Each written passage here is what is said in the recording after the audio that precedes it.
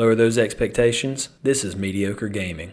Rival Turf, a 1992 beat-em-up that delivers co-op brawling, wrestling moves, and some of the most aggressively 90s vibes you'll ever see. The story, the Street Kings, led by their fearless leader Big Al, has kidnapped Jack's girlfriend. So naturally, Jack and his buddy Uzi Nelson decide the best way to get her back is by suplexing their way through an entire gang. Now, unless you read the manual, you'd have no idea that that's happening, because the game drops you straight into street justice mode, no cutscenes, no dialogue, just punch first, ask questions, never. You get a choice to play either as Jack Flack, a standard too cool for school beat 'em up protagonist with a jacket to match, or Uzi Nelson, built like a refrigerator and moves like one too. The pixel art is solid, animations are smooth, and the color palette is peak 16-bit beat 'em up. Now the best part, the wrestling moves. Now I'm gonna let you in on a little secret. I really like beat 'em ups, but in Rival Turf, you can powerbomb and German suplex people. So it's gonna really make it hard for me to not like this game.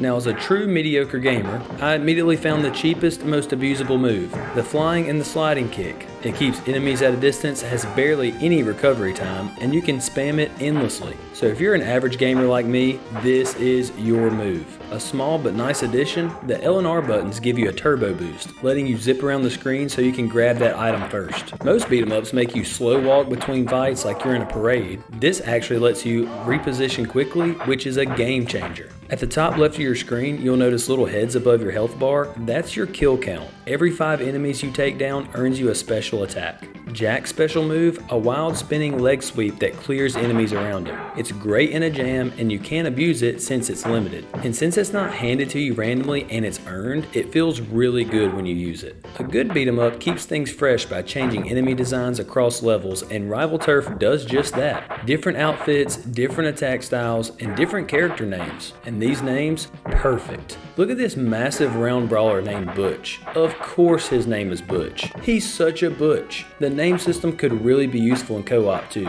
Instead of saying, get the guy in the red jacket, you can just yell, take out Kato, I'm trying to grab this chicken leg. And it actually adds a tiny bit of strategy, especially if you're a mediocre gamer and you want your co-op partner to do more of the work. Throughout this game, you'll find items hidden under baskets, barrels, and crates. You know, the usual street clutter that somehow always contains weapons and snacks. As far as your melee weapons, you'll get baseball bats, wrenches, you know, your standard beat 'em up fare. And you'll get some throwables, knives, grenades, dynamite, and a single brick, which I bet was laughed at the time, but then everybody watched that brick throwing scene in Home Alone 2 later that year and saw the damage a brick could do. So maybe Jelko was just ahead of their time. The weapons were a fun add-in, but they don't do anywhere close to enough damage. A grenade is about 2 punches, probably.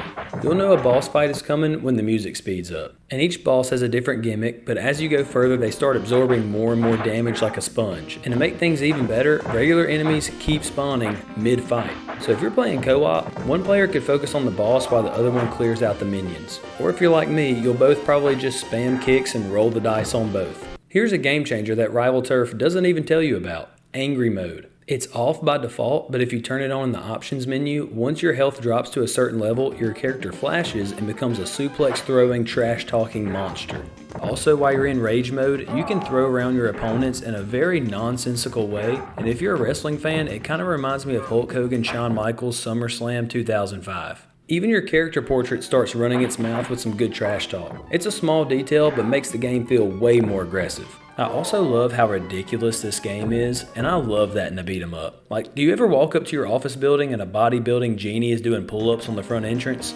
Yeah, me neither. What about the soundtrack? It exists. A couple of solid tracks here and there. The jungle stage comes to mind.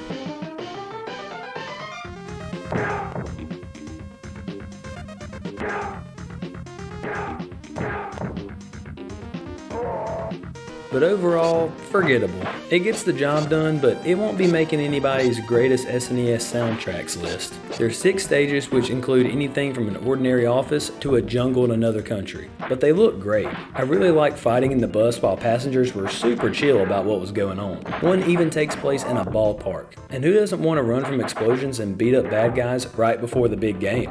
Final verdict. Should a mediocre gamer play Rival Turf? 6 stages, all having their own charm, and there's also a goofy and some might say cheesy ending, but I really like it, and I feel like it's perfect 90s camp. And if you're locked in, you can probably beat this game in under an hour. And overall, this is just a solid co-op experience. And the best part, this game is cheap. If you want a fun retro beat 'em up and you're a baller on a budget, check this one out. So, would a mediocre gamer enjoy Rival Turf? Absolutely.